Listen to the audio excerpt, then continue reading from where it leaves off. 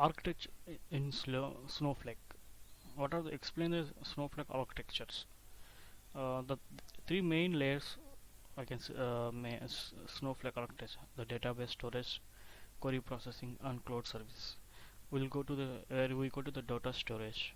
In Snowflake, the stored data is recognized into the internal optimized columnar and optimized format, whereas in uh, query processes virtual warehouses processing and queries in Snowflake.